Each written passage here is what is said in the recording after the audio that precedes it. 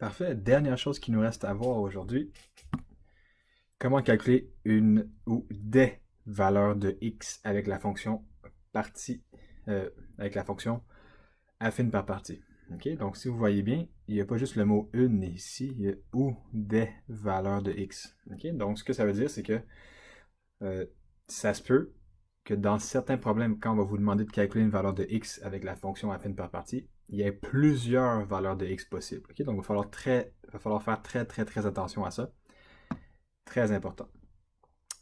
Donc, encore une fois, on a des étapes pour résoudre un problème de fonction par partie pour chercher une valeur de x.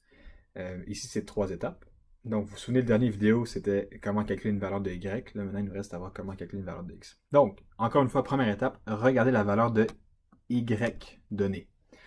Okay? Donc, si on cherche une valeur de x, ben, l'information qu'on va nous donner dans le problème, c'est une valeur de y qu'on va venir remplacer. Okay? C'est tout le temps comme ça. Deuxième étape, on va remplacer la valeur dans pas juste une fonction, dans toutes les fonctions. OK? Très important. Donc, habituellement, on prend une valeur, on remplace la valeur y dans toutes les fonctions. Donc, habituellement, on prend une valeur, on la remplace dans la fonction, on isole, on trouve la réponse. Là, souvenez-vous, la fonction affine par partie a plusieurs fonctions affines. Donc là, il faut prendre la valeur de y et il faut la remplacer dans toutes les fonctions de la fonction par partie. OK?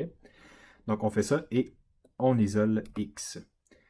Regardez si la valeur de x est inclus dans le domaine de la fonction.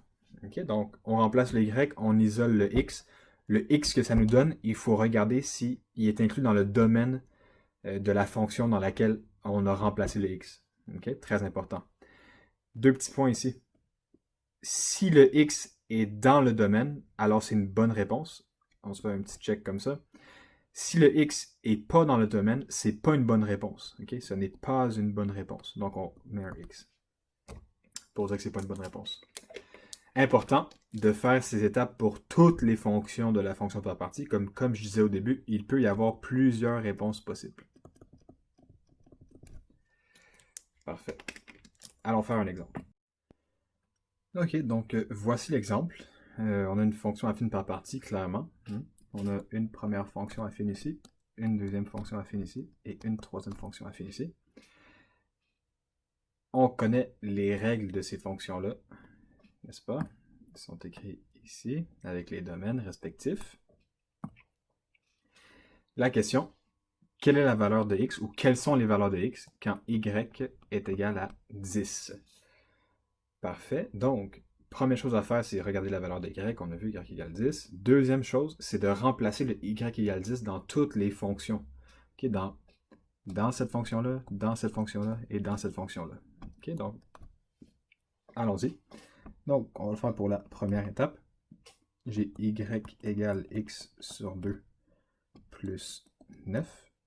Je remplace le y par 10. Ce y-là ici, je vais le remplacer. Ça fait x sur 2 plus 9. Donc, première chose pour isoler le x ici, je dois me débarrasser du 9. Donc, je vais faire moins 9. Moins 9. 10 moins 9 me donne 1. X sur 2. Maintenant, je veux isoler x. Pour isoler x, ici c'est x divisé par 2. On se rappelle, on fait l'inverse. Donc, l'inverse de la division, c'est la multiplication. Donc, je fais fois 2 de chaque côté. 2 fois 1 me donne 2. On se rappelle, le 2 et le 2 au numérateur et au dénominateur, qu'est-ce qui se passe? Ils s'annulent. J'arrive à x égale 2. Ensuite, je dois prendre une décision. Est-ce que x égale 2, c'est une bonne réponse? Comment je fais pour voir, pour savoir? Je regarde mon x égale 2 et je regarde est-ce que le x égale 2 est dans l'intervalle, est-ce que le x égale 2 est dans le domaine de cette fonction? Donc, je vais prendre ça ici. Je vais regarder le domaine de la première fonction. Le domaine de la première fonction, c'est les x qui vont de 0 jusqu'à 6. Je viens de trouver x égale 2. Donc, 2, est-ce que c'est entre 0 et 6? Oui. Donc, le x égale 2, c'est une bonne réponse, parce que le 2 est dans l'intervalle 0,6. OK, alors, je vais mettre un petit crochet comme ça pour me dire que ça, c'est une bonne réponse. Testons-le pour la deuxième fonction. effacer ça ici. Laisser plus de place. OK. Donc, la deuxième fonction, c'est y égale 2x. Encore une fois, je prends le y égale 10. Je viens le remplacer dans la fonction. Ça me fait 10 est égal à 2 fois x. Je vais isoler x. Là, c'est 2 fois x. Je dois faire l'inverse de la multiplication. Ici, je vais donc diviser par 2. Diviser par 2. Pareil. 10 divisé par 2 me donne 5 égale x.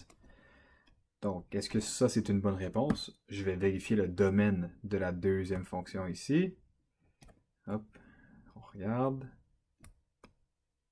Le domaine de la deuxième fonction va de 6 jusqu'à x égale 8. Donc, de x égale 6 jusqu'à x égale 8.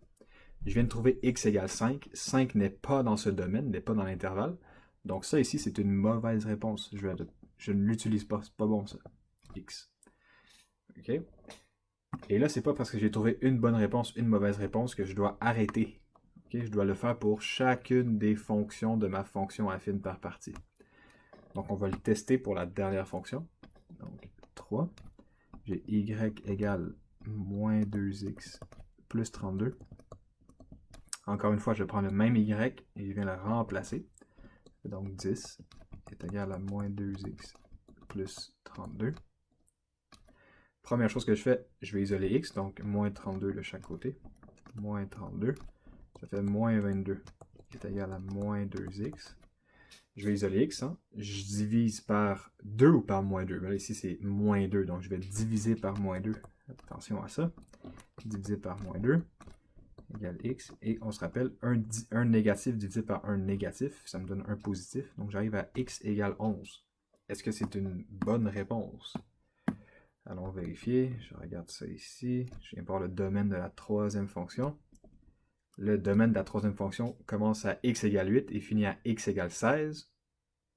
11 est bien entre 8 et 16. Donc ça aussi, c'est une bonne réponse. Donc si vous remarquez ici, on a deux réponses qui sont bonnes. Okay? J'ai x égale 2 qui est une bonne réponse et j'ai x égale 11 qui est une bonne réponse. Donc il faut faire très attention. Quand on cherche les valeurs de x, il faut bien remplacer le y dans chacune de nos fonctions, okay, de la fonction affine par partie. Parce que sinon, on peut oublier les réponses. Regardez, si on avait juste fait pour la première, on aurait trouvé x égale 2. Je me dis, ah, c'est la bonne réponse, j'arrête là. Mais on aurait raté la deuxième bonne réponse. Okay? Très important dans des exercices, dans des examens. Okay? Faites-le pour chacune des fonctions ici. Là. Okay? Il faut remplacer dans chacune des fonctions. Parfait, on a fini la fonction affine par partie. Maintenant, je vais vous donner les exercices dans votre cahier bleu. Donc, pour conclure la partie théorique, je vous donne les exercices suivants à faire. Donc, c'est ça que je voulais faire. Dans votre cahier bleu, bien sûr, d'exercice, on va avoir la page 15 au complet, page 16 au complet, page 17 au complet, page 18, ben, dans le fond, là, toutes les pages au complet. Okay. Je ne vais pas répéter à chaque fois. Et finalement, page 23. Okay, donc, 1, 2, 3, 4, 5, 6, 7 pages d'exercice à faire au complet. Bonne période. N'hésitez pas à m'écrire sur Teams si vous avez des questions. Je vous répète, ces vidéos-là vont être sur YouTube. Hein, donc, si vous n'avez pas compris, vous pouvez les réécouter à la maison. Et je vais les mettre aussi sur Teams. Donc, bon cours. Demain, jeudi, je sais qu'il est supposé avoir un examen. Hein, vous vous rappelez? L'examen va être reporté à la semaine prochaine, bien sûr. Donc, demain, il va y avoir une pratique d'examen à la place. OK? Donc, qui devrait durer peut-être 1 heure. Je vais vous laisser travailler en équipe, ça ne me dérange pas. Donc, c'est ça. Pratique demain avec de la nouvelle matière aussi. Pas dans la pratique, mais avant la pratique. Donc, bon reste de cours.